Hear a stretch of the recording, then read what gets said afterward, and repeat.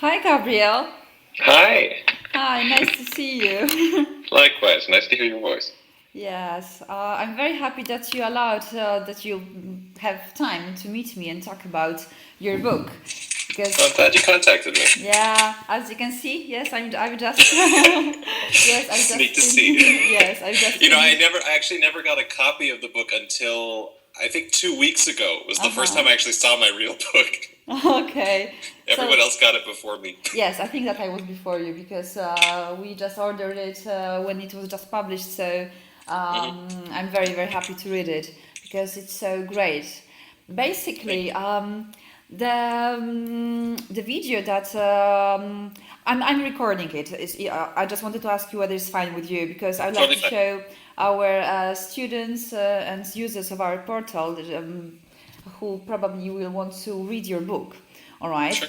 So, just to begin with, can you tell who you are for people who have never ever met you before, especially in Poland? Sure. My name is Gabriel Wyner. I wrote a book that came out on August 5th called Fluent Forever: How to Learn a Language Fast and Never Forget It. And basically, my job right now is teaching people how to learn languages faster, and teaching people how to learn languages who think they can't learn languages. Because I would say most people, at least in the U.S., and I believe it's kind of worldwide, but people in the U.S. really, I mean, no one speaks more than one language. I mean, it's tiny. I think the bilingualism in the U.S. is like 18%. And I think 17% of the US people come in with English as not their first language, which means like the number of people actually learning a language is almost nothing. And so I think Poland has a much better record than the US. And so people have a little more experience with actually succeeding at this.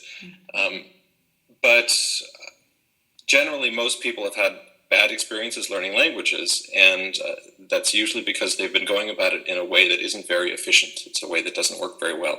And so my main thing is I show people what they've been missing in terms of at least parts that they've been missing that may well help them very much. And how did your adventure with learning languages start?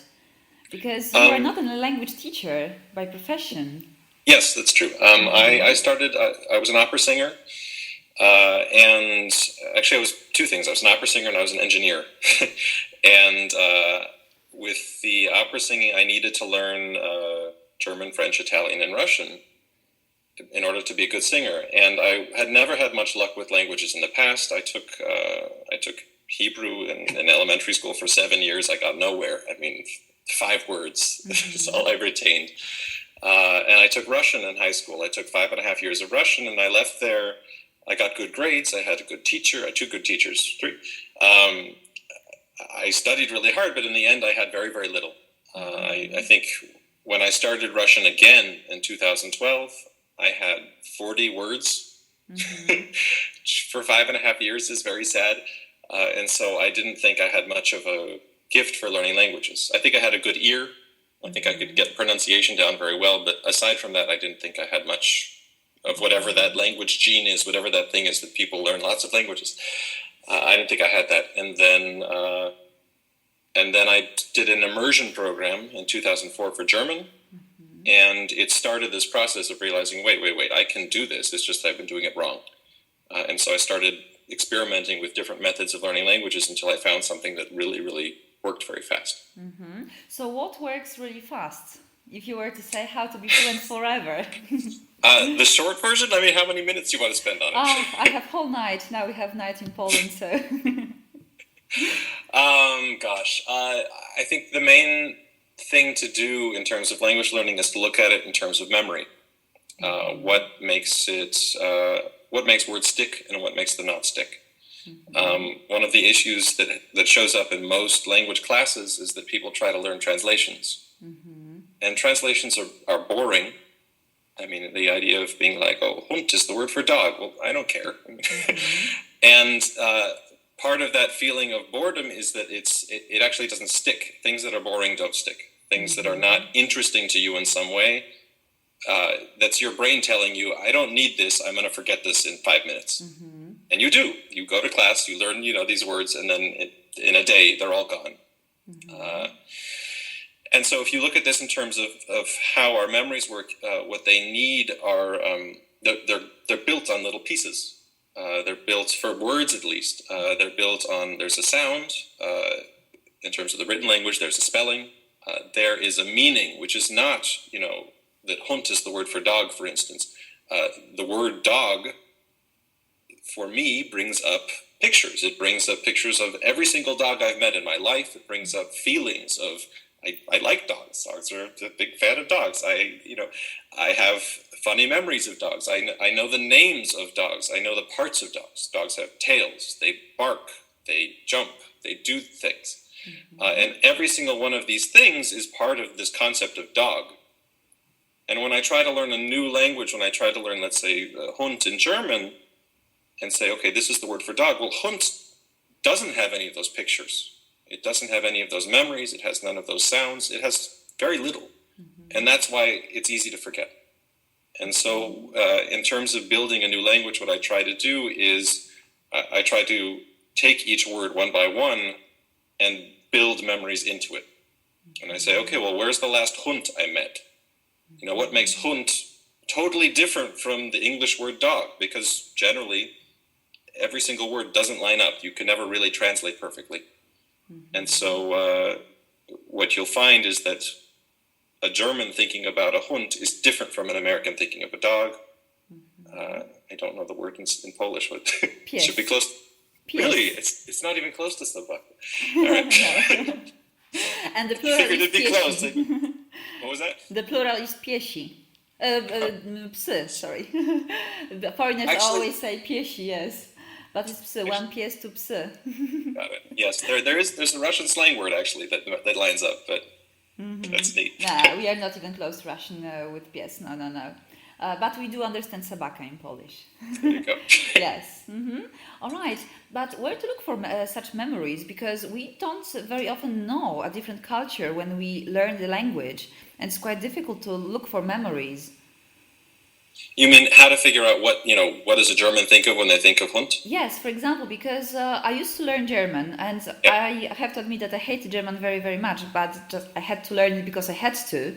And when I think about my memories in German, I just don't have any other memories than my book, my student's book. Yeah. It's a good question. One of the things that's sort of amazing about living when we live is some of these internet tools that have shown up that no one has ever had access to, particularly Google Images. For me, that is a gold mine. It's not everything I do hinges on Google Images. I mean, you can get these memories from other sources, and we can talk about that if you want. But right now, for most of the world's languages, I mean, for the ones that are really spoken by a lot of people and are used on the internet, I can go on Google Images, I can type in Hund, and I will see what Germans think of when they think of Hund, because it just comes out of all the German websites that have ever been written. It's not like there's just a few of them. I mean, I know for one of these examples, I looked up the French word aiguillage, which is a railroad switch. It's like a useless word, the word you'd never ever think to use. And on Google Images, you will find 180,000 pictures and sentences in French about railroad switches. And you're like, well, who cares about railroad switches?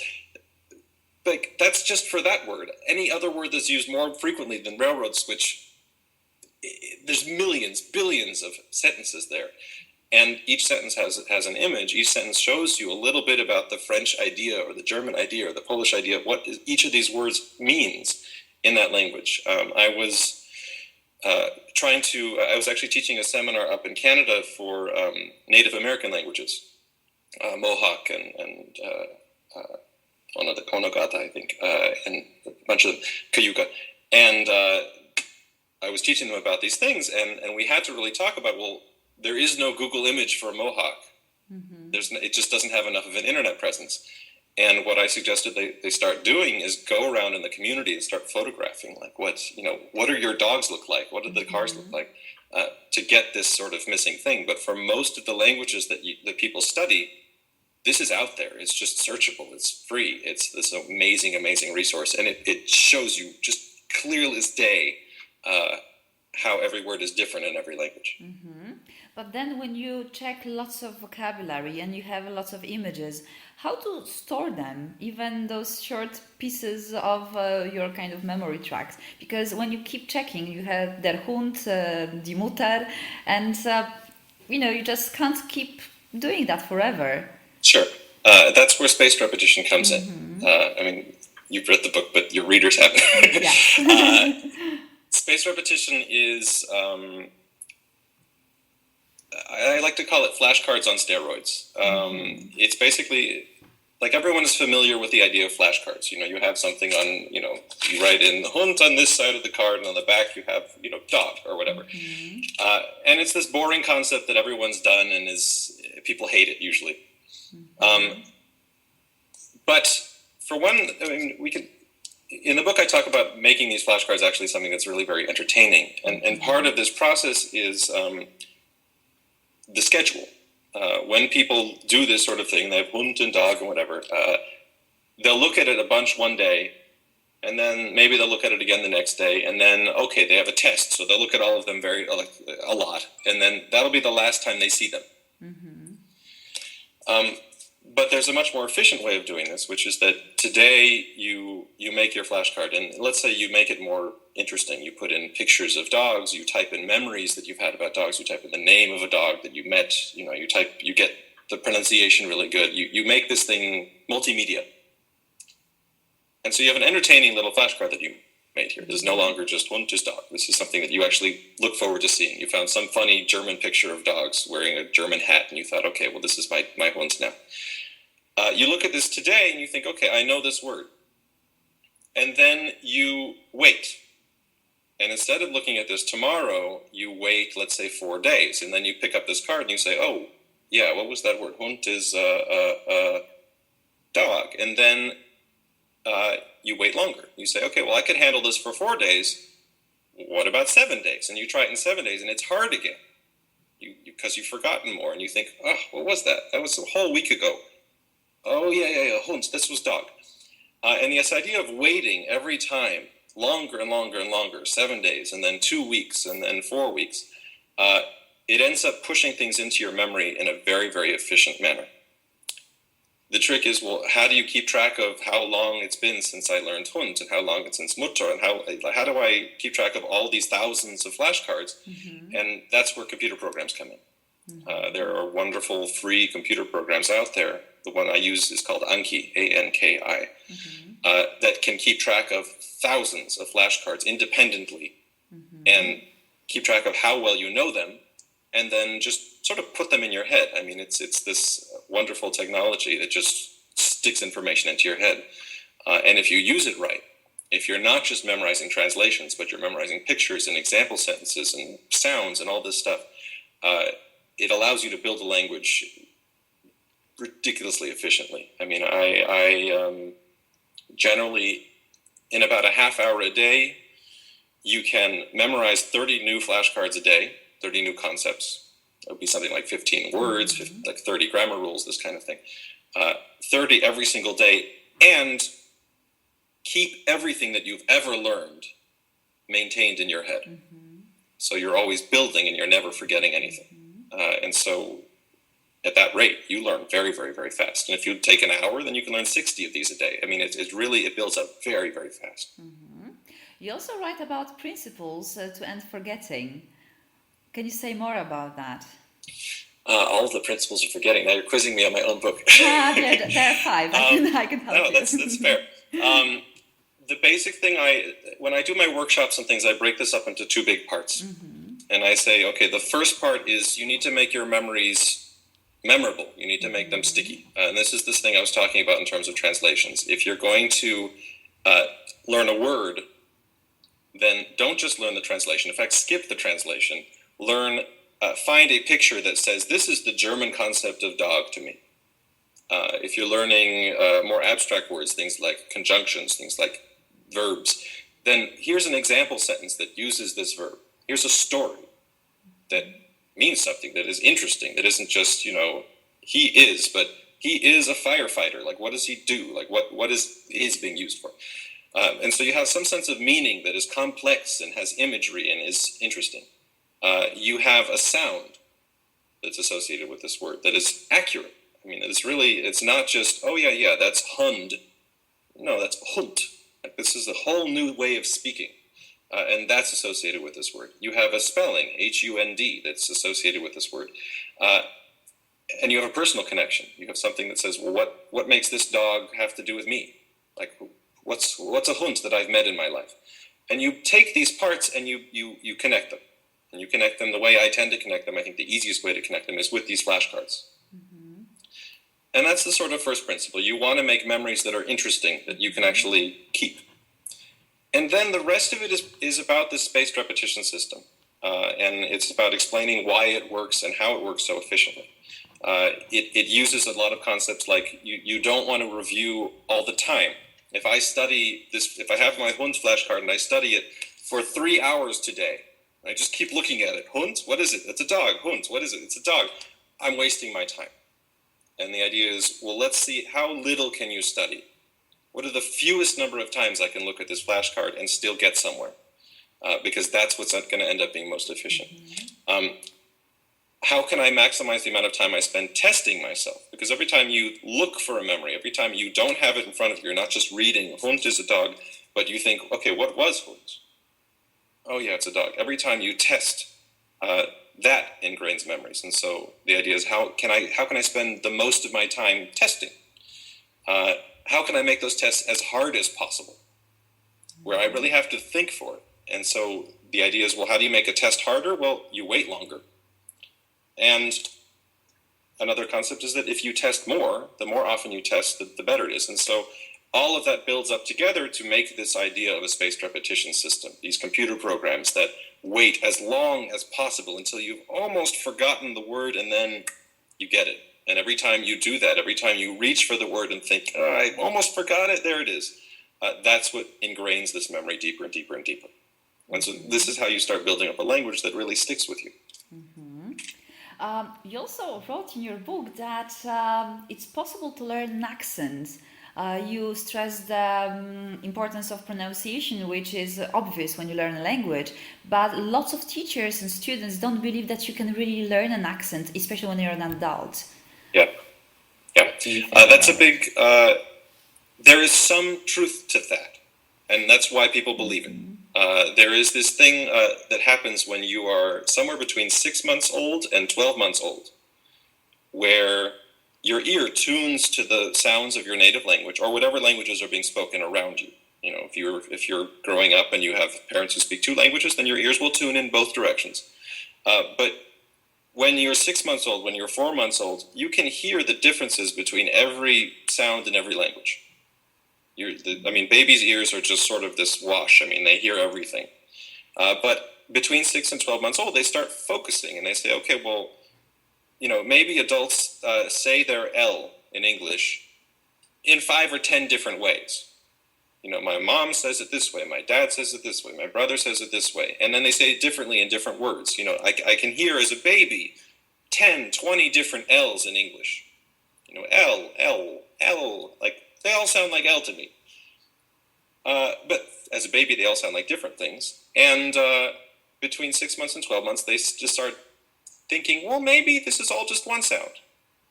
And they lose the ability to tell the difference between these 10, 12 different L's. And it's a good thing. It means that they get to learn, they respond to their own language faster. It's one of the important steps in learning, in mastering your native language. But after 1 year of age, that's done. And that doesn't change very easily at that point. And so when someone tries to learn a language late in life, and by late in life, I mean more than 1 year old. This is not like, past the age of 12 like people think. This is right at 1. That suddenly becomes a challenge again. And it becomes a brain rewiring question. And so there ends up being research that's relatively recent, in the last 10, 20 years, that shows you how to change things in your brain in that way and train your ears to hear something new. And it's something that singers have sort of been taking advantage of forever. Actors have been taking advantage of forever. You look at actors who act in languages they haven't spoken or act in accents. There's lots of English actors that play American roles and American actors play English roles. This sort of thing exists And we don't question it. We don't think, well, there's no way this person can possibly act with an English accent. No, it's fine. They can do it. And there's no way this singer could possibly sing in German. Like, well, they do it all the time. They have to do it. And so it's not that singers are somehow this magical race of people who learn things in a way that no one else does. It seems like the only magical ingredient is that they're paid to do it. So what they've been doing, what they've been taking advantage of is they're comparing the sounds. They're comparing very, very similar sounds. When I started learning Hungarian, for instance, I saw in the beginning of my textbook that it said, these are sounds that are going to be hard for you. Here is TY, and they said TYUK, and they said this is pronounced tuk, tuk, tuk, tuk. And this one is GYUK, and this is pronounced juk. And you have tuk, and you have juk. And to my ears in the beginning, identical. I mean, I could not hear the difference between these things. They sound very, very, very similar to my ears. But when you have a pair like this, what you get to do is you get to say, okay, well, I have these two words. They sound very, very similar. Tuk, tuk.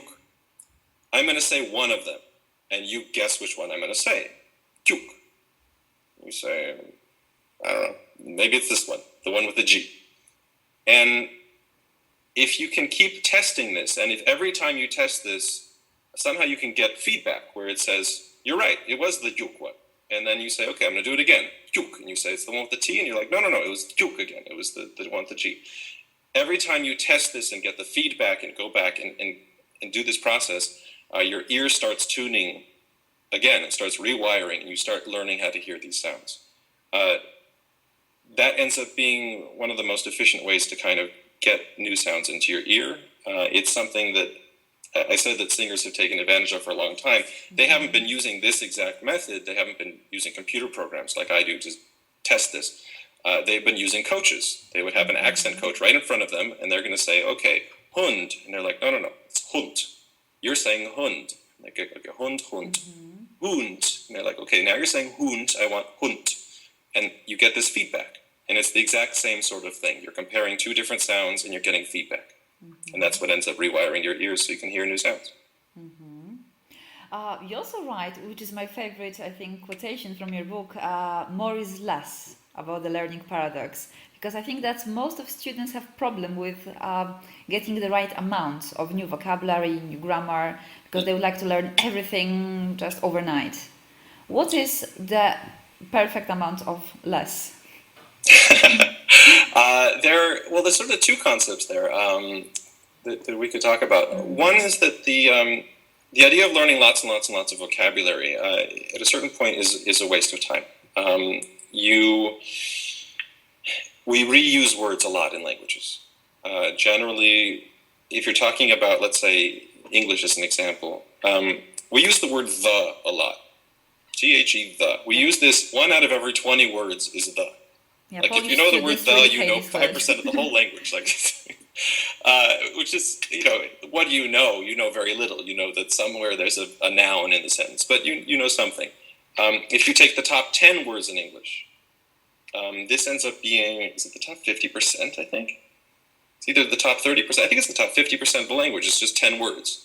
It's like the, at, in, and, to, to be.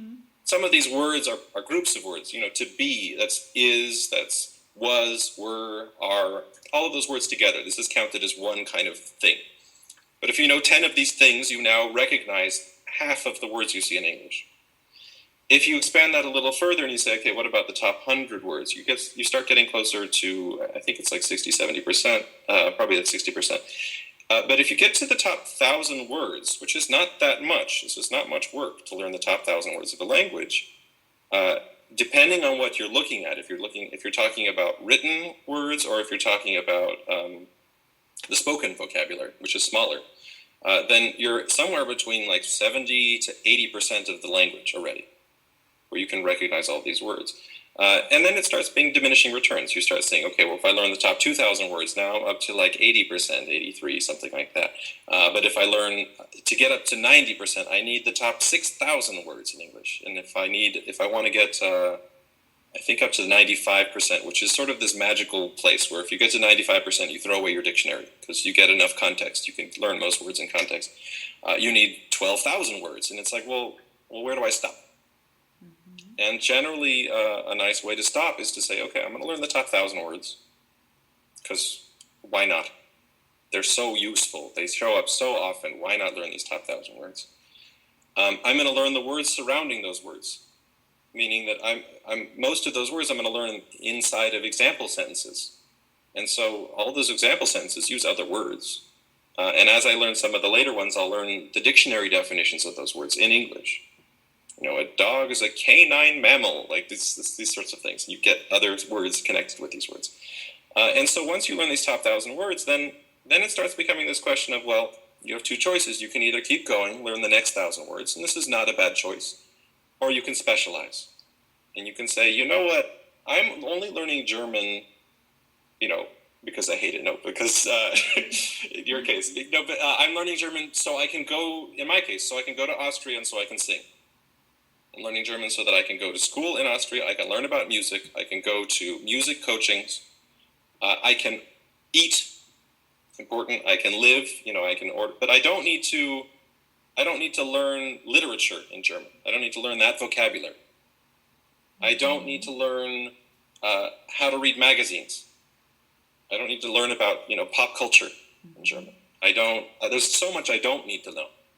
So why not learn those top 1,000 words and then learn 400 music words, music vocabulary. Learn how to deal with pharmacies and laundry and rent, life words, dealing with everyday life. And that's enough.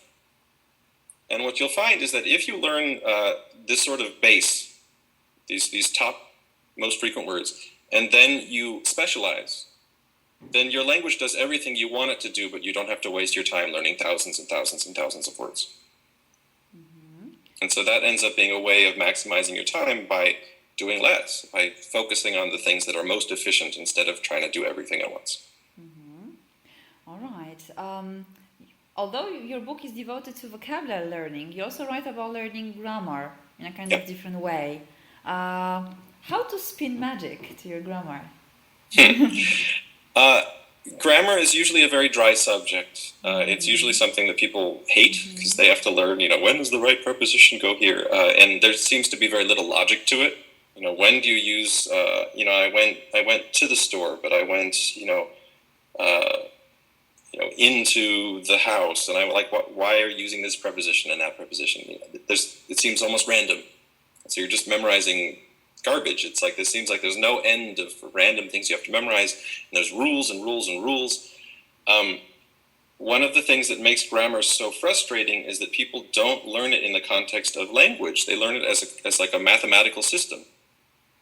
And when you look at grammar, what it is it's this meaning-making tool. It's this storytelling device. It lets me send the things in my head into your head and into everyone who's listening's heads. I mean, it allows me to think something and then make you think something. And it's the same thing. It's like it's telepathy. And this is all enabled by grammar. And so if you start looking at it in that context and saying, okay, well, if I have a story, and I say, let's say I need to learn the word is. It's a nice example. And I have this word is. We talked about this already a little bit. Well, I can either learn that, to be has these conjugations, I am, you are, he is, she is, it is, we are, you, plural, are, and, they are. Like, okay, well, boring. Who cares? But instead you say, okay, well, what is used for? He is depressed. That's a story. You have a picture of this sad, sad man, and you say, this man, he is depressed. Well, in this context, you're using is to say something that's valuable, that you would want to be able to tell someone else. And then you take that sentence and you use it to learn the word is by basically making it a fill in the blank. You have a picture of a sad, sad man, and you say, he, blank, depressed. And suddenly is the thing that allows you to connect depression and this man. It's the thing that allows you to tell a story. And it's also a nice way to test it. And we already talked about these principles of memory, how testing allows you to learn things faster. Well, if you keep testing yourself in this manner, you say, he blank depressed, she blank pharmacist. She blank working very, very hard today. She's working very hard today. All of these stories, this is how we actually learn language. This is the sort of content that kids take in when they're learning their native languages. It's not like you go to your little 4-year-old child and you say, he is, they are. You tell them stories and they take it in. And this ends up being a very efficient way of taking in grammar that's much more interesting than grammar drills and things like this. That actually works, actually gets the grammar into your head so that you can speak without having to think, okay, well, which is the one on the conjugation chart and all that sort of stuff that people hate so much. Yeah, students have lots of problems, and your book seems to solve most of them. But between us and students, there are often teachers. What advice would you give to teachers to change the way they teach and they create reality for their students? Teachers are in a very hard position. I've been in that position. I mean, I've taught I was teaching high school students in Austria. A lot of subjects, actually. And they're in a challenging position because the thing that people want from teachers is not something that a teacher can give them. What people want is that they want to sit in a classroom passively and just sort of lie back in their chairs and have a teacher give them a new language. It's what you want. It's what everyone wants. It'd be nice. You just sit in the room. It's like watching TV. You just sit, you watch TV, and some boof, you know 3 new languages. I'm a teacher. I am too. It's like, this is what people want. And it's not something that's possible. It's not, and that's the big challenge with teaching is that you need to match people up. You need to let people know what it is that what they want is not something they can have. And then you need to offer them something else. You need to be able to say, this thing that you're looking for, this magical thing that you just sit here, do nothing, and poof, you have a language, it's not going to work. You'll be able to get through this class. You'll be able to get to the end. You might be able to get a decent grade, but you won't know the language. So let's talk about what you want. Because many people show up in a class and they don't want to learn a language. They show up to German class and they're like, I hate this. I don't want to learn this. I want to get this done. And that's fair. That's something students should have the option to do. You can't force anyone to learn this stuff because it's too hard. It's too personal. You can if you make students pass tests at the end of university. You can, yes, well, it depends on the test, yeah. Because you could have students who learn just for the test. I mean, I learned how to pass a piano test in school that I could never play the piano. I had to pass B2 German just to graduate from English studies.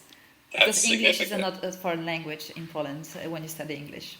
Got it. All right. Well, that's significant. I mean, a B2 test those tests are hard. I mean, the language qualification tests are hard. Yes. So yes, you can make them have requirements, and this is a way to force people to actually work. But generally, if someone isn't really willing to put in the work, then they need to know that they're not going to get what they're looking for. But if someone wants it, they say, my girlfriend speaks Spanish. Like, I want to learn Spanish. My family, my grandparents speak Hungarian, and I can't speak with them. I want to learn Hungarian. I want to travel to Japan. Like, if you have real reasons of learning something, then the teacher's job is to say, okay, you want to do this. Let's talk about realistic goals, what you can actually accomplish. Let's talk about realistic amounts of work you're going to put in.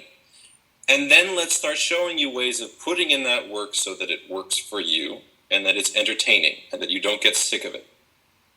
And so then the teacher's job is, okay, well, let's look at what tools are available. One of the goals of my book is to show not just students, but show teachers, here's what we have now. And what we have now is different than we've had in the past. I mean, some of these tools like Google Images, like Anki, like these flashcard tools, these internet tools, these are new and they're wonderful. And people don't know about them. And so the idea of this being able to go out to teachers and say, well, look at this stuff. This stuff is amazing. Show your students. And you can't make your students do this. I mean, you can't say you must make flashcards and they must be personal. Like, your students who don't want to work won't do it. But the ones who really want it, they will be so happy to get this information. I mean, I've taught, one of the classes I taught in Austria, I gave a sort of elective, a free class. I basically said, hey, if you want, let's stay after school and I'll show you how to memorize things for your tests and for languages. And only if you want. Don't show up if you don't care.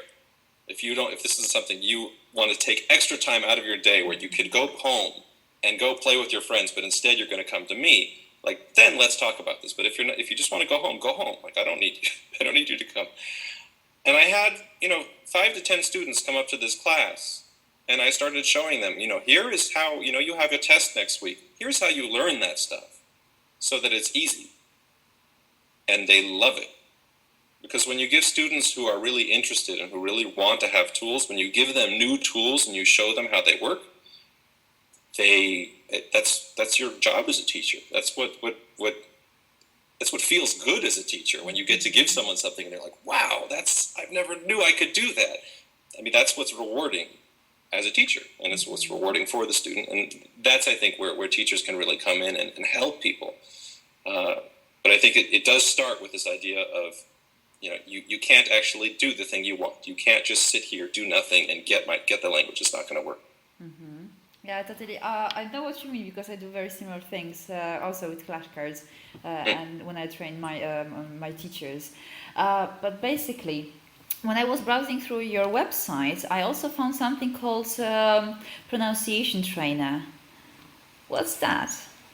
That is the thing that we were talking about a little earlier about this Hungarian example of tyúk and tyúk. One of the things I found is I ran into this research saying, okay, well, you compare these two sounds, you test them, you get feedback, and it trains your ears. And I had the experience of doing this the long way for my singing stuff. And so I took a half semester of French pronunciation, only pronunciation. There's no vocabulary, no grammar. We're just going to talk about the sounds of French. A half semester of Italian, a half semester of German, a half semester of English. They had us also do a half semester of English, so we really learned proper English. And I liked those classes. They were fun. I enjoyed playing with sound. But it's long, and the idea of expecting people who read your book and be like, okay, well, your job, the thing you need to do is go to opera school and take two years of diction, English diction. Like, well, that's not something people are going to do. And so I read about this research and I thought, okay, well, I'm going to try this. I know how to use this flashcard software very, very well. I've been using it for, at this point, I think I've made 40,000 flashcards. I mean, I live and breathe in this software. And so I knew how to make that software do what I wanted it to do, which is show me a word at random, show me tyúk or tyúk, and test me on it. And so I did that, and I tried that. I said, okay, well, I'm going to have a Hungarian speaker record all of these sounds, all of these tricky things, odd and odd, with an extra long D, kor, kor, kor. Like, they have long O and short O. They have this O that's just like an O, like all this stuff, all this hard stuff for me. And it's one of the reasons I chose Hungarian, is because Hungarian had all sorts of new challenges for me. And so I put them all in the program. It took me a few hours to assemble this sort of baby trainer. And then I listened to it. I played with it. I mean, it's interactive. I played with it for 20 minutes a day. And in 10 days, I could hear all of the sounds in Hungarian. And it blew me away. There was a sense of, I spent a whole year learning, like semesters and stuff, learning this stuff for these other languages. This took care of all of that. Better, really, in 10 days. And so after that, I thought, well, this is stupid. This needs to exist in every language. I mean, I don't know why people haven't put in the work yet, but then I'm going to do it, because it has to be done. It's too good. And so I started work on launching a Kickstarter, which I did back in December. How familiar is Poland with the whole Kickstarter platform? Is that well known? No, it's not. Kickstarter it's a crowdfunding platform, meaning that you put out a video and you say, hey, I want to make this pronunciation trainer. I want to make this thing that teaches the sounds of a language, and I need help. I need someone to help me pay for this. And so instead of going to one person who has millions of dollars and just gives them to you, you go to everyone, and you go to the internet and you say, anyone who wants to help me, I will give you this app for cheaper. And allows you to get, someone can donate $1, someone can donate 10, someone can donate thousands. And so I did this back in December, and I ended up raising $96,000. It was a huge success. I was trying to raise $10,000. But people loved the idea, and people wanted to be a part of it. And so I got the funding I needed to basically make this my full-time job. And so right now my full-time job is making recordings of people, turning them into these apps, and then releasing them. And so I finished French. The French trainer is done and good. I finished that a month and a half ago. The German trainer starts beta testing, early version this week. I mean, as soon as I get my videos back, it's going to go. Spanish is in 2 weeks. I mean, I'm trying to get out 2 languages every month at this point, which I think I can do. But that's kind of my main job, is making this tool in as many languages as I can. And so right now I think I have 30 of them to make. Yeah, I know what you mean. An amazing amount of work. So much work. Yeah, I know what you mean. We tried to buy the French trainer, but there were some problems. So later on, maybe in emails, we'll resolve that. So let's resolve that. Yeah, in my company, basically, in a second, I'm going to show you what we do, because I think that we are very close in our approach to learning and kind of designing applications for learning. Because I'm from Fiszkoteka. Try to say it. Fiszkoteka. Fiszkoteka. Fiszkoteka. Fiszkoteka. Fiszkoteka. Fiszkoteka. What's the ż? What is that? It's just ż or Fiszkoteka. Fiszkoteka. Perfect. Okay. Okay, very good. Fiszkoteka. But because not all foreigners hear language so well as you, we have English name VocApp for foreign market, for international market. And basically, we love the idea of using flashcards in learning. And basically, the company started when one of the founders had to learn quite a lot of things in a really short time. Not just the language, but also some legal things were interrelated, just to memorize things. So they started being interested in flashcards, in spaced repetition algorithms, but also they are 3 brothers. So each of them is specially gifted in different area. They combine. Nice. Yes, it's very nice, especially when you are the only woman working with just guys. But basically, they created something which I think combines all of the features of different software on the market. So Quizlet, Anki, because we just loved some ideas of Quizlet and some ideas of Anki, but there was no software which had all. One of the brothers was very good at getting funds from European Union, so we had someone to pay for that. And if you have time now, I'd like to show you how it works.